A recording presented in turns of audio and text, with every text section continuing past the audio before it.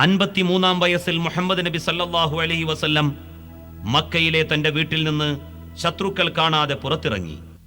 തന്റെ സന്തത സഹചാരിയായ അബൂബക്കർ സിദ്ദീഖ് റളിയല്ലാഹു അൻഹുവിന്റെ കൂടെ ഈ കാണുന്ന ജബലുസ് സൗറിന്റെ മുകളിലെ ഗുഹ ലക്ഷ്യമാക്കി അവർ നീങ്ങി.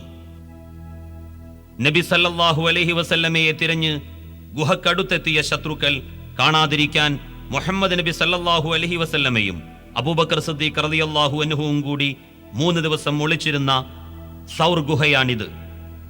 ശത്രുക്കൾ നബിയെ തിരഞ്ഞ് ഗുഹാമുഖത്തെത്തി. ഭയവിഹ്വലനായ അബൂബക്കർ സിദ്ദീഖ് റളിയല്ലാഹു അൻഹുവിന്റെ ചെവിയിൽ പ്രവാചകൻ മന്ത്രിച്ചു, ദുഃഖിക്കേണ്ട, അല്ലാഹു നമ്മോടൊപ്പമുണ്ട്. സൃഷ്ടികളിൽ അത്യുത്തമനായ പ്രവാചകന് അഭയം നൽകിയ സൗർ ഗുഹയുടെ ഉൾഭാഗം. അധ്യായം 9 തൗബ 40-ാം സൂക്തത്തിൽ ഈ സംഭവം വിവരിക്കുന്നുണ്ട്. ശത്രുക്കൾ പിരിഞ്ഞുപോയ ശേഷം രണ്ടുപേരും ഒരു വഴികാട്ടിയുടെ കൂടെ ഒട്ടകപ്പുറത്ത് മദീനയിലേക്ക് നീങ്ങി.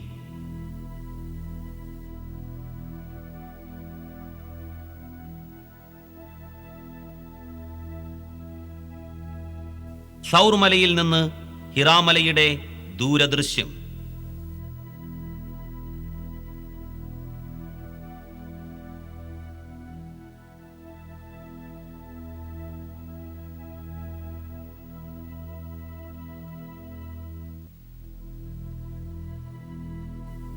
മദീനയുടെ കഷ്ടിച്ച് 3 കിലോമീറ്ററോളം അടുത്ത് കിടക്കുന്ന ഹുബായിലെത്തിയ പ്രവാചകന്റെ ഒട്ടകം അവിടെ മുട്ടുകുത്തി. 4 ദിവസം കൊണ്ട് അള്ളാഹുവിന്റെ കൽപ്പനപ്രകാരം പ്രവാചകന്റെ നേതൃത്വത്തിൽ നിർമ്മിച്ച ഈ ഖുബാ പള്ളി പിൽക്കാലത്ത് സൗദി അറേബ്യൻ ഗവൺമെന്റ് പുതുക്കിപ്പണിതു.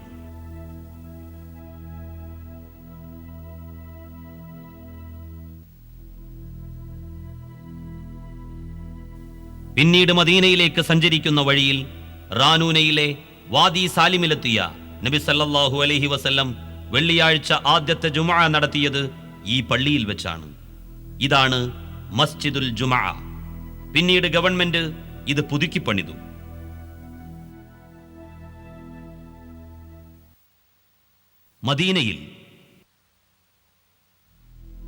മദീനയിലെത്തിയ പ്രവാചകനും അബൂബക്കർ സിദ്ദീഖ് റളിയല്ലാഹു അൻഹു ആദ്യം ചെയ്ത ജോലി മുസ്ലിങ്ങളുടെ സാംസ്കാരിക കേന്ദ്രമായി ഒരു പള്ളി നിർമ്മിക്കുകയായിരുന്നു. അന്നു നിർമ്മിച്ച കൊച്ചുപള്ളി പിന്നീട് പുതുക്കി പണിതു. ഇപ്പോൾ ഈ മസ്ജിദുൻ നബവി ലക്ഷക്കണക്കിന് ആളുകൾക്ക് നമസ്കരിക്കാൻ മാത്രം വിശാലമാണ്. പള്ളി മുസ്ലിങ്ങളുടെ സാംസ്കാരിക കേന്ദ്രമാണ്. മുഹമ്മദ് നബി സല്ലല്ലാഹു അലൈഹി വസല്ലമയുടെ ഖുർആൻ ക്ലാസും കോടതിയും ഓഫീസും പാർലമെന്റുമെല്ലാം ഈ പള്ളിയായിരുന്നു. ബദർ.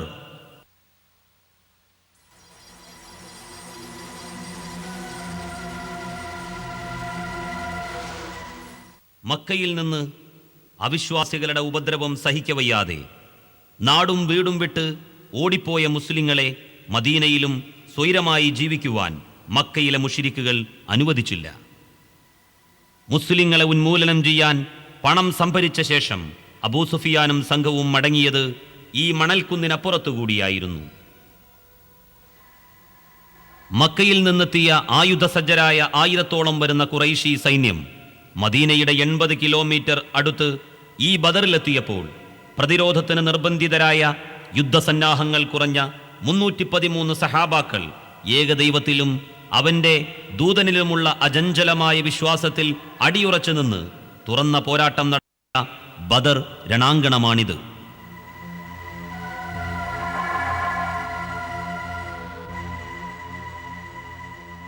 സത്യവിശ്വാസത്തിന് വേണ്ടിയുള്ള ഈ പോരാട്ടത്തിൽ ധീരരക്തസാക്ഷികളായി സ്വർഗം കൈവരിച്ച 13 പേരുടെ ഖബറുകൾ സമനിരപ്പായ ഈ സ്ഥലത്താണ് സ്ഥിതി ചെയ്യുന്നത്. ഖബറുകൾ കെട്ടിപ്പൊക്കുന്നതും മറവ് ചെയ്യപ്പെട്ടവരെ വിളിച്ച് പ്രാർത്ഥിക്കുന്നതും ഇസ്ലാം കർശനമായി നിരോധിച്ചിട്ടുണ്ട്.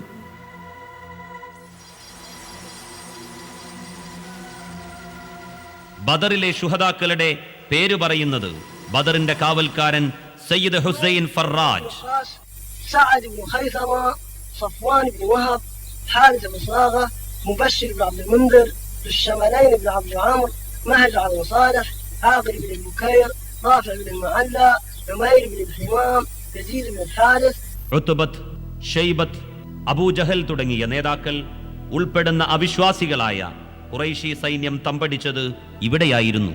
പ്രവാചകന്റെയും മുസ്ലിങ്ങളുടെയും കഠിന ശത്രുവായ അബൂജഹൽ 2 അൻസാരി യുവാക്കളുടെ കയ്യാൽ വധിക്കപ്പെട്ടത് ഇവിടെ വെച്ചാണ്. അള്ളാഹുവിന്റെ കൽപ്പന പ്രകാരം ആയിരക്കണക്കിന് മലക്കുകൾ ആകാശലോകത്ത് നിന്ന് ഇറങ്ങി വന്ന് മുസ്ലിം സൈന്യത്തോടൊപ്പം യുദ്ധം ചെയ്തു. പ്രവാചകന്റെ നേതൃത്വത്തിൽ മുസ്ലിം സൈന്യം തമ്പടിച്ചത് ഈ സ്ഥലത്തായിരുന്നു. മുസ്ലിങ്ങൾക്ക് സജ്ജീകരണങ്ങൾ എത്രയോ കുറവായിരുന്നിട്ടും ഖുറൈശികൾ യുദ്ധക്കളം വിട്ടോടുകയും ബദറിൽ മുസ്ലിങ്ങൾ ദൈവസഹായത്താൽ വിജയം വരിക്കുകയും ചെയ്തു.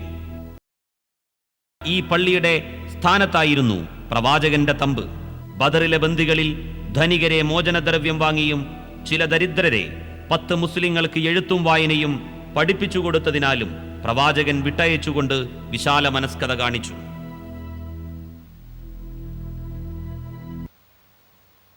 ഉഹദ്.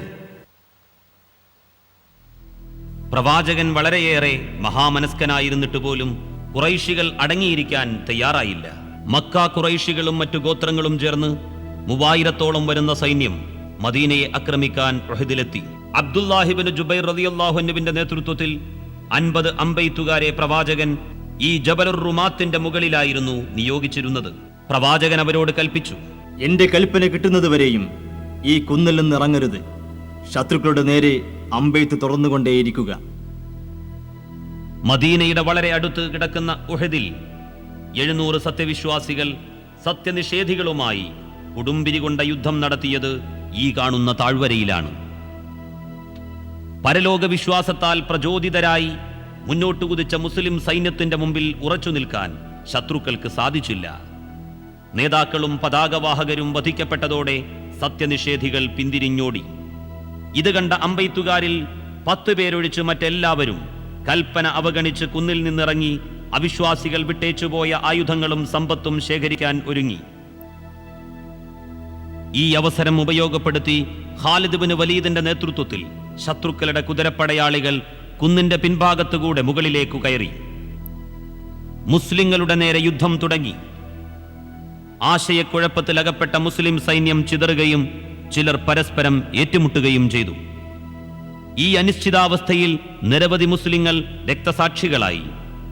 മുസ്ലിങ്ങൾ വീണ്ടും ശക്തി സംഭരിച്ച് ശക്തമായ മുന്നേറ്റം നടത്തി.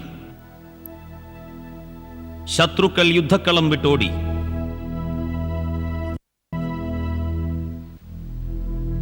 ഉഹദിലെ 60ഓളം രക്തസാക്ഷികളുടെ കബറുകൾ സമനിരപ്പായ ഈ മതിൽക്കെട്ടിനകത്താണ്.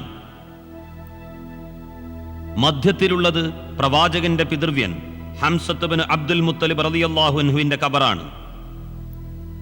പരലോക വിജയം ലക്ഷ്യമാക്കുമ്പോൾ വിജയവും ഭൗതിക താൽപര്യത്തിന് പ്രാധാന്യം കൊടുക്കുമ്പോൾ പരാജയവും സംഭവിക്കുമെന്ന പാഠമാണ് ഉഹദ് നൽകുന്നത്.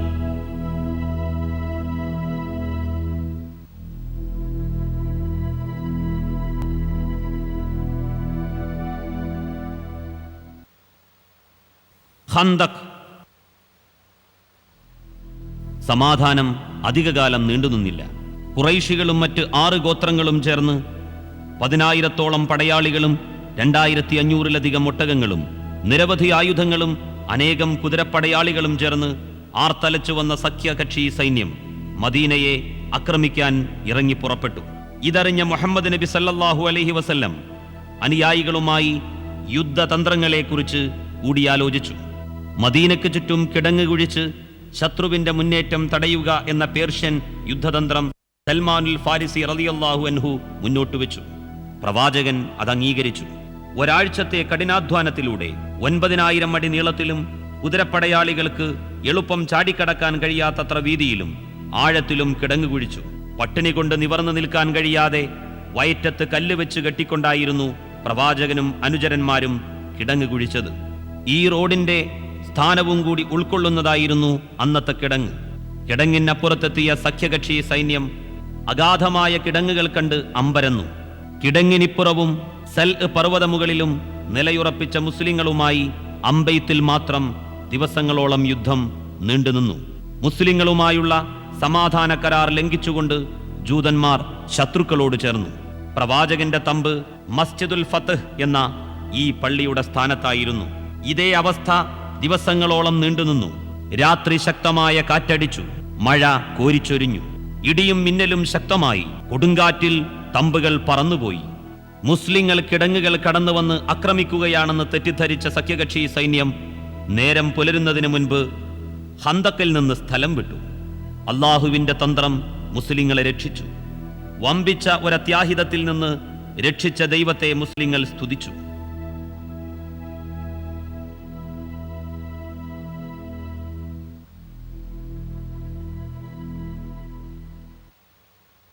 ഖൈബർ.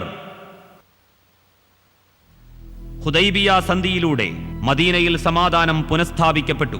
എന്നാൽ വഞ്ചകരായ ജൂതഗോത്രങ്ങൾ നിലനിൽക്കുന്നിടത്തോളം കാലം മുസ്ലിങ്ങൾക്ക് സമാധാനത്തോടെ ജീവിക്കാനാവില്ലെന്ന് ഖന്തക്കിന്റെ അനുഭവത്തിൽ നിന്ന് ബോധ്യപ്പെട്ടു. 100 കുതിരപ്പടയാളികളും 160 കാലാൾപ്പടയും പ്രവാചകന്റെ നേതൃത്വത്തിൽ മദീനയിൽ നിന്ന് ഖൈബറിലേക്ക് പുറപ്പെട്ടു. ഖൈബറിലെ ജൂതന്മാരുടെ മർഹബ് കോട്ടയാണിത്. മുസ്ലിങ്ങൾ ദിവസങ്ങളോളം കോട്ട ഉപരോധിച്ചു. ശക്തമായ ഏറ്റുമുട്ടലിന് ശേഷം ജൂതന്മാർ കോട്ടയിൽ നിന്ന് പുറത്തുവന്ന് കീഴടങ്ങി. ഗോതമ്പ് വൈക്കോലും കളിമണ്ണും കുഴച്ച് ഈന്തപ്പന തടികൾ ചേർത്ത് വെച്ച് നിർമ്മിച്ച ഈ 3 നില കോട്ട 1500 വർഷങ്ങൾക്ക് ശേഷവും ചരിത്രത്തിന്റെ മൂകസാക്ഷിയായി നിലകൊള്ളുന്നു. ഖൈബറിലെ ജൂതന്മാരുടെ വീടുകളുടെ അവശിഷ്ടങ്ങൾ ഇപ്പോഴും നിലനിൽക്കുന്നു. ഇത് ഖൈബറിലെ ജൂത ദേവാലയം. അവിശ്വാസികളെ കൊന്നൊടുക്കുക എന്നത് മുഹമ്മദ് നബി സല്ലല്ലാഹു അലൈഹി വസല്ലമയുടെ നയമായിരുന്നില്ല. മുസ്ലിങ്ങളുടെ മുമ്പിൽ നിർബന്ധിതരായി കീഴടങ്ങിയ ജൂതന്മാരോട് പ്രവാചകൻ മാന്യമായിട്ടാണ് പെരുമാറിയത്. തിരുത്തപ്പെട്ട തൗറാത്തിന്റെ ഏടുകൾ പിടിച്ചെടുത്തിരുന്നത് അവർക്ക് തന്നെ തിരിച്ചുകൊടുത്തു. കൃഷിഭൂമിയുടെ ഉടമാവകാശം തങ്ങൾക്ക് തന്നെ വിട്ടുതരണമെന്ന നിർദ്ദേശം പ്രവാചകൻ അംഗീകരിച്ചു.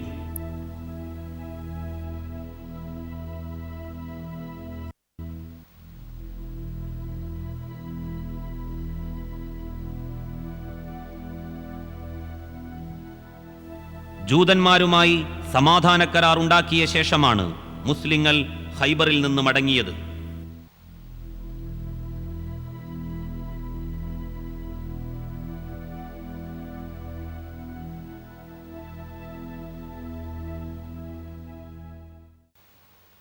പ്രവാചകന്റെ കത്തുകൾ. മുഹമ്മദ് നബി സല്ലല്ലാഹു അലൈഹി വസല്ലം ലോകത്തെ മുഴുവൻ സത്യവിശ്വാസത്തിലേക്ക് ക്ഷണിക്കാൻ നിയോഗിക്കപ്പെട്ട ദൈവദൂതനാണ്. ബഹ്റൈൻ ഭരണാധികാരിയായിരുന്ന മുൻദിർ ഇബ്നു സാവിക്ക് പ്രവാചകൻ അയച്ച കത്തിന്റെ പകർപ്പ്. ഈജിപ്തിലെ മുഖൗഖിസ് രാജാവിനെ ഇസ്ലാമിലേക്ക് ക്ഷണിച്ചുകൊണ്ട് പ്രവാചകൻ അയച്ച കത്തിന്റെ കോപ്പിയാണിത്. കയ്യെഴുത്തുകൾ പ്രവാചകന്റേതല്ല.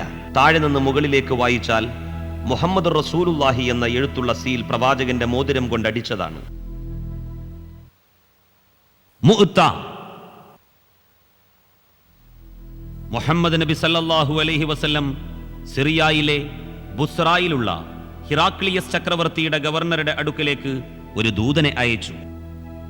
AD 629 പ്രവാചകന്റെ സന്ദേശവുമായി ഹാരിസ് ഇബ്നു ഉമൈറുൽ അസ്ദി റളിയല്ലാഹു അൻഹു ചുട്ടുപൊള്ളുന്ന മരുഭൂമികളും താഴ്വരകളും കടന്ന് ഏകാന്തനായി കുതിരപ്പുറത്ത് ആയിരക്കണക്കിന് കിലോമീറ്റർ സഞ്ചരിച്ച് ജോർഡാനിലെ അൽ കറക്കിന് സമീപത്തുള്ള ഈ മുഅ്തയിലെത്തി പ്രവാചകന്റെ കത്തുകൊടുത്തു.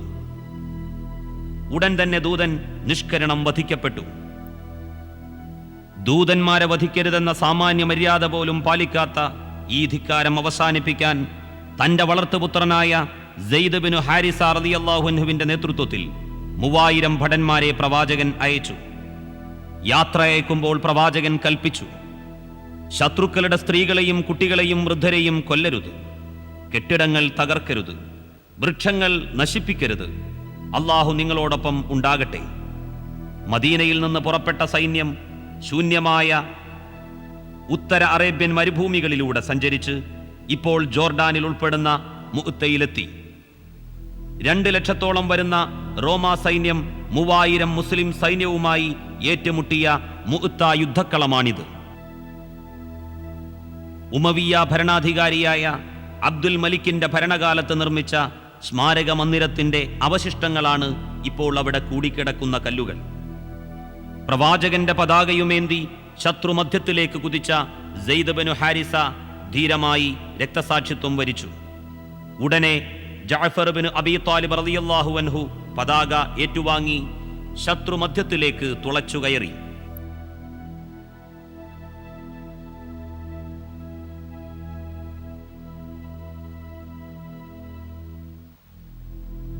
കൈകൾ വെട്ടിവീഴ്ത്തപ്പെട്ടപ്പോൾ കക്ഷത്തിൽ പതാക ഇറുക്കിപ്പിടിച്ചു.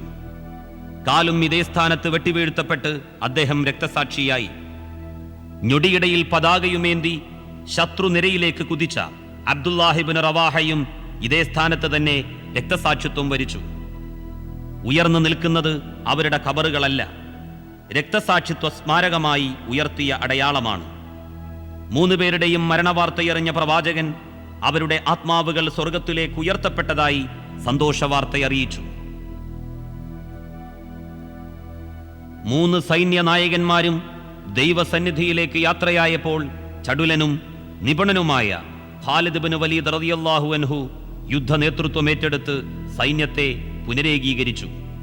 മദീനയിൽ നിന്ന് പോഷക സൈന്യം വന്നിരിക്കുന്നുവെന്ന് തെറ്റിദ്ധരിച്ച റോമാ സൈന്യം പിന്തിരിഞ്ഞോടി. സൈന്യത്തിന്റെ എണ്ണമല്ല, ദൈവീക സഹായമാണ് വിജയത്തിന് നിദാനമെന്ന് ഒരിക്കൽ കൂടി തെളിഞ്ഞു.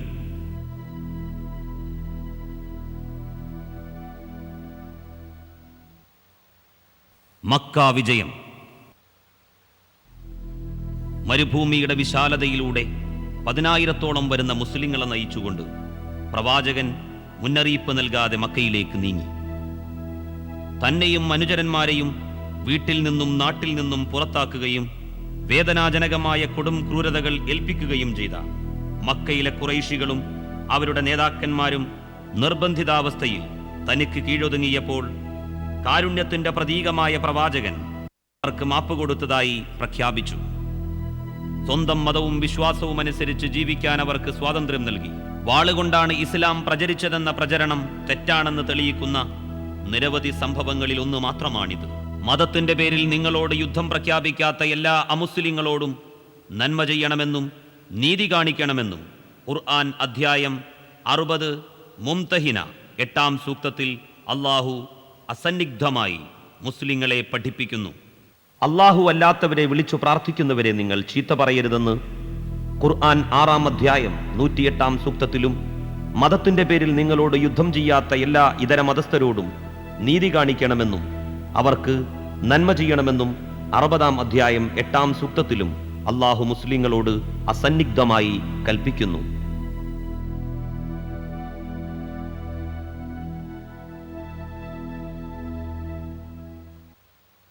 ബിർ ഉസ്മാൻ. മദീനയിൽ കടുത്ത വെള്ളക്ഷാമം പിടിപെട്ടു. റൂമ എന്ന ജൂതന്റെ ഉടമസ്ഥതയിലുള്ള ഈ കിണറ്റിൽ മാത്രം വെള്ളം വറ്റിയില്ല. റൂമായുടെ കിണർ വാങ്ങി മുസ്ലിങ്ങൾക്കായി ദാനം ചെയ്യുന്നവർക്ക് സ്വർഗമുണ്ടെന്ന് പ്രവാചകൻ പറഞ്ഞു. ഇത് കേട്ട ഉസ്മാൻ ഇബ്നു അഫ്ഫാൻ റളിയല്ലാഹു അൻഹു 20,000 ദിർഹം കൊടുത്ത് ഈ കിണർ വാങ്ങി മുസ്ലിങ്ങൾക്ക് ദാനം ചെയ്തു. ഇത് മദീനയിൽ നിന്ന് 5 കിലോമീറ്റർ ദൂരെയാണ്. ഇതിലിപ്പോഴും സമൃദ്ധമായി വെള്ളമുണ്ട്.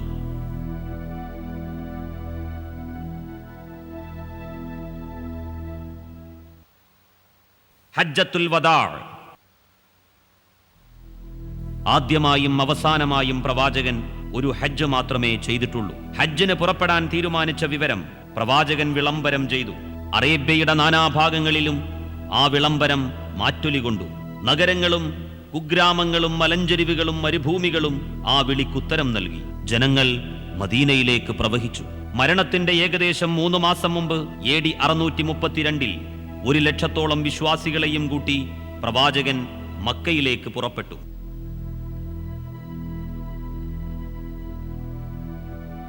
മിനായിൽ മുഹമ്മദ് നബി സല്ലല്ലാഹു അലൈഹി വസല്ലം തമ്പടിച്ചിടത്താണ് ഈ മസ്ജിദുൽ ഖൈഫ് സ്ഥിതി ചെയ്യുന്നത്.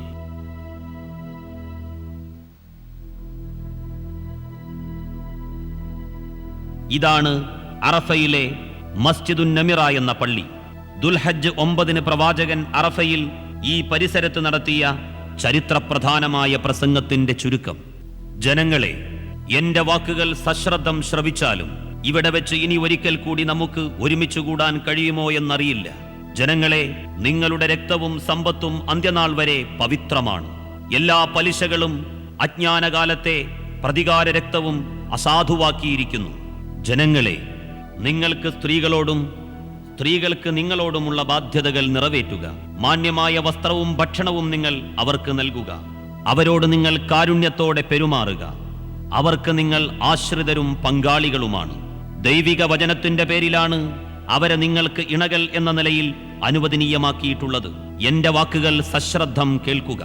വ്യക്തമായ ഒരു കാര്യം വിട്ടേച്ചുകൊണ്ടാണ് ഞാൻ പോകുന്നത്. അത് മുറുകെ പിടിക്കുന്ന കാലത്തോളം നിങ്ങൾ വ്യതിചലിക്കുകയില്ല. ദൈവിക ഗ്രന്ഥവും അവന്റെ ദൂതന്റെ ചര്യയുമാണത്. നിങ്ങൾ ആത്മദ്രോഹം ചെയ്യാതിരിക്കുക. എന്റെ രക്ഷിതാവായ നാഥ, നീ എന്നെ ഏൽപ്പിച്ച ദൗത്യം ഞാൻ എത്തിച്ചു കൊടുത്തിട്ടില്ലയോ? ജനങ്ങൾ ഏകസ്വരത്തിൽ വിളിച്ചു പറഞ്ഞു, അതെ. പ്രവാചക തിരുമേനി തന്റെ വിരൽ ആകാശത്തേക്ക് ചൂണ്ടിക്കൊണ്ട് പറഞ്ഞു, അല്ലാഹുവേ, നീ സാക്ഷ്യം വഹിച്ചാലും ലോകത്തിലെ സർവ്വരാഷ്ട്രങ്ങളിൽ നിന്നും മുസ്ലിങ്ങൾ ദേശഭാഷാ വർണ്ണ ഭേദമന്യേ അറഫാ ദിനത്തിൽ ഇവിടെ താമസിക്കുന്നു. ഉയിർത്തെഴുന്നേൽപ്പു നാളിൽ സർവ്വ മനുഷ്യരും മഹ്ശറയിൽ ഒരുമിച്ച് കൂട്ടപ്പെടുന്ന സംഭവത്തെ ഇത് ഓർമ്മിപ്പിക്കുന്നു. ഇത് മുസ്ദലിഫ പള്ളി.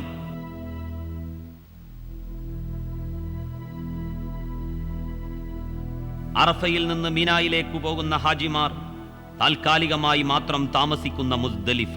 മാതാവിന്റെ ഗർഭാശയത്തിൽ നിന്ന് പരലോകത്തേക്കുള്ള യാത്രയിൽ താൽക്കാലികമായി മാത്രം താമസിക്കുന്ന ഭൗതിക ലോകത്തിന്റെ നൈമിഷികതയെയാണ് ഇത് ഉണർത്തുന്നത്.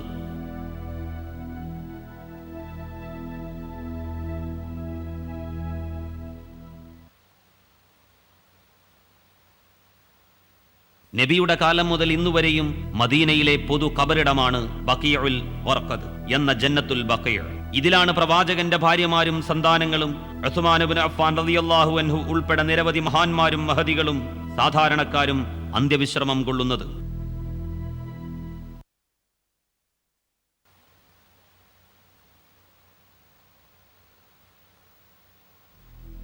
ക്രിസ്താബ്ദം 632 ജൂൺ 8 പ്രവാചകത്വ പരമ്പരയുടെ പരിസമാപ്തി കുറിച്ചുകൊണ്ട് അന്ത്യപ്രവാചകനായ നബി സല്ലല്ലാഹു അലൈഹി വസല്ലം തന്റെ 63-ാം വയസ്സിൽ ലോകത്തോട് യാത്ര പറഞ്ഞ ദിനമാണത്.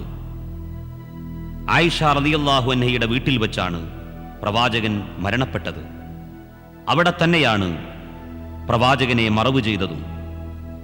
മദീനയിൽ മസ്ജിദുൻ നബവിയോട് ചേർന്ന് നിൽക്കുന്ന ഇതിനകത്താണ് പ്രവാചകൻ അന്ത്യവിശ്രമം കൊള്ളുന്നത്. അബൂബക്കർ സിദ്ദീഖ് റളിയല്ലാഹു അൻഹുവിന്റെയും ഉമറുൽ ഫാറൂഖ് റളിയല്ലാഹു അൻഹുവിന്റെയും ഖബറുകൾ പ്രവാചകന്റെ സമീപത്ത് തന്നെ സ്ഥിതി ചെയ്യുന്നു.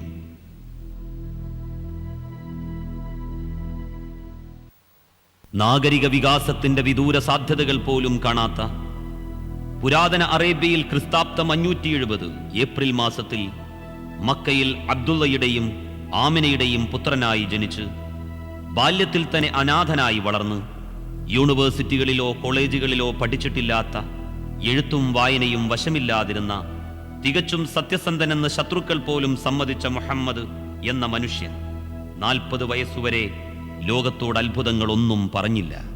40 വയസ്സിന് ശേഷം ദൈവത്തിൽ നിന്ന് തനിക്ക് കിട്ടിയതാണ് എന്ന് പറഞ്ഞുകൊണ്ട് നമുക്ക് ചൊല്ലിക്കേൾപ്പിക്കുന്ന വചനങ്ങളുടെ ചരിത്രപരമായ ആധികാരികതയാണ് ഇതുവരെ നാം കണ്ടത്. അടുക്കള മുതൽ അന്താരാഷ്ട്രം വരെ ജീവിതത്തിന്റെ സർവ്വ മേഖലകളിലേക്കും മാർഗദർശനം നൽകുന്ന ഗ്രന്ഥമാണ് പരിശുദ്ധ ഖുർആൻ.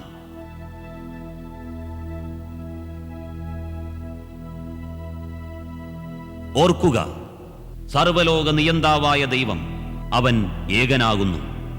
അവൻ മോശയുടെയും യേശുവിന്റെയും കന്യാമറിയമിന്റെയും പരിശുദ്ധാത്മാവായ ഗബ്രിയേലിന്റെയും ശ്രീരാമന്റെയും മുഹമ്മദ് നബിയുടെയും ഉൾപ്പെടെ സർവചരാചരങ്ങളുടെയും സൃഷ്ടാവും പരിപാലകനുമാകുന്നു. പല ഭാഷകളിലായി അറിയപ്പെട്ട യഹോവയും അല്ലാഹുവും ആദിപരാശക്തിയും അവൻ തന്നെ. അവനെ മാത്രം ആരാധിക്കുക. മധ്യവർത്തികളില്ലാതെ അവനോട് നേരിട്ട് പ്രാർത്ഥിക്കുക. അവൻ സൃഷ്ടിയല്ല, സർവ സൃഷ്ടികളുടെയും സ്രഷ്ടാവാണ്. ഈ പരമസത്യമാണ് സഹസ്രാബ്ദങ്ങളായി അനേകമനേകം പ്രവാചക പ്രവര്യന്മാർ ആദം മുതൽ യേശുവും മോശയും മുഹമ്മദും വരെ വിളംബരം ചെയ്തത്. ക്ഷണിക സുഖങ്ങൾക്ക് പിറകെ കുതിക്കുന്ന സർവ മനുഷ്യർക്കുമായി ദൈവദൂതന്മാർ മുന്നറിയിപ്പ് നൽകുന്നു. സൂക്ഷിക്കുക, അനന്തരം ഒരു ലോകമുണ്ട്. അന്ത്യനാളിന് ശേഷം നീ അവിടെ ഉയർത്തെഴുന്നേൽപ്പിക്കപ്പെടുകയും നിന്റെ കർമ്മങ്ങൾ വിചാരണ ചെയ്യപ്പെടുകയും ചെയ്യും.